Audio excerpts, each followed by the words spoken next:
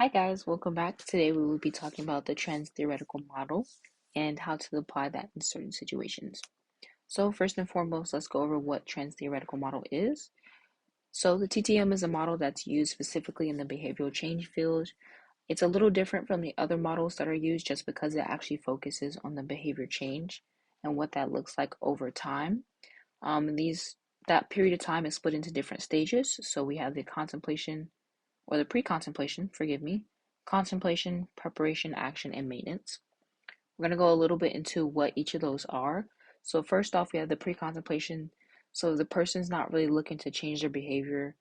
Um, they know they need to, but it's just like, I don't really want to, or there's no dire need to. This is usually within that later 6 months period.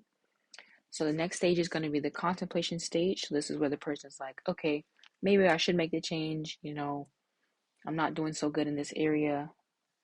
Um, Maybe it's time to start considering it. So this is between that 1 to 6 month period. The next stage is going to be the preparation stage. So this is where the person says, okay, I'm going to make this change, and this is how I'm going to do it. They're coming up with certain protocols and different strategies and what they need to do to complete the behavior change. This is usually going to happen within the next month. And the next stage is obviously the action stage. So this is where the person is carrying out all those plans and preparations that they made in the previous stage. And this is going to be over the period of 6 months. Um, Things happen. This may take longer. It may take shorter, just depending on the person. And the last stage is going to be maintenance. So this is where the person has actually maintained that behavior for those 6 months and is continuing to do it. Whether they made it like a lifestyle change or they just made it a part of their daily habits. So now that we know what everything is, let's go over what or how to apply it. So in this scenario, we have a college student who is considering engaging in reducing screen time for better sleep quality and time management. Use the theoretical model to answer the following. So we have three different parts. First part talks about what stage they self-identify in and what two processes to help them get them to further stages.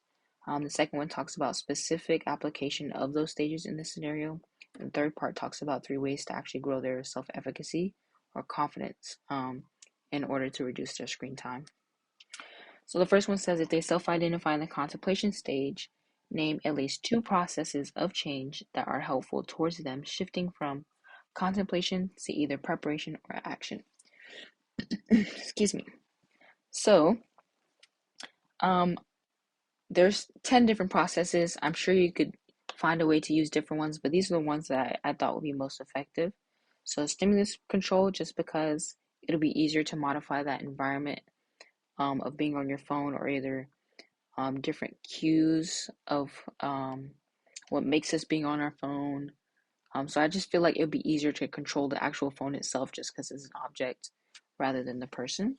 I would also say counter conditioning is good just because you can replace being on your phone with another healthier or something different or a healthier habit.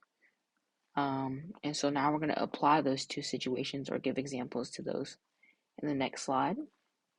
So for stimulus control, first thing that came to mind were those screen time apps that actually tell you how much you've been on your phone on a certain app, and they actually kind of block that app off. So that's where that stimulus control comes in. We're restricting what apps they spend the most time on or what apps they can go on.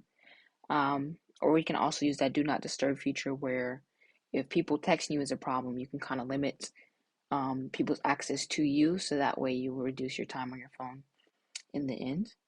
For counter conditioning, I would say have the person either practice a new hobby or pick up a new, I don't want to say side job, but hobby is the best word.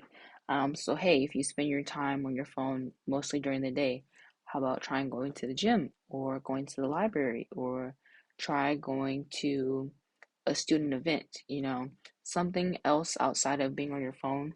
So that way, for one, you can realize, okay, there's more to life than just scrolling all day. And two, to replace that behavior of spending your time on the phone, you'll get in the habit of going to the gym, which is way healthier for you.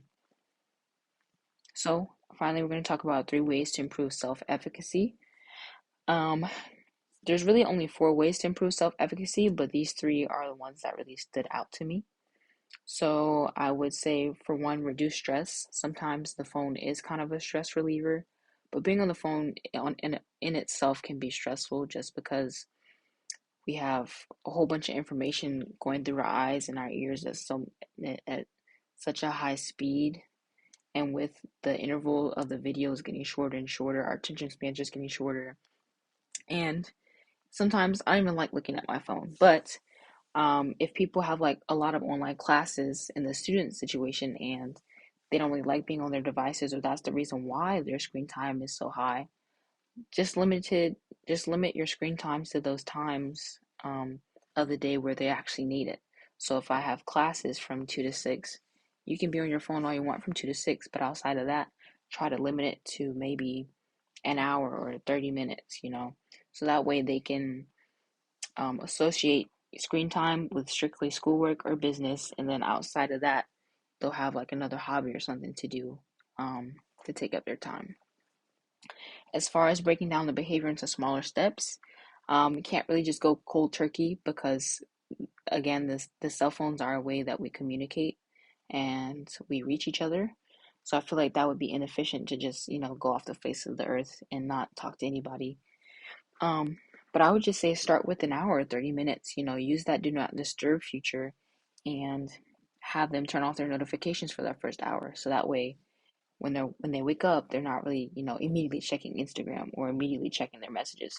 They can meditate or pray or do whatever they need to do, get ready for the day, and then after all that is taken care of, they can reward themselves with an hour of being on their phone.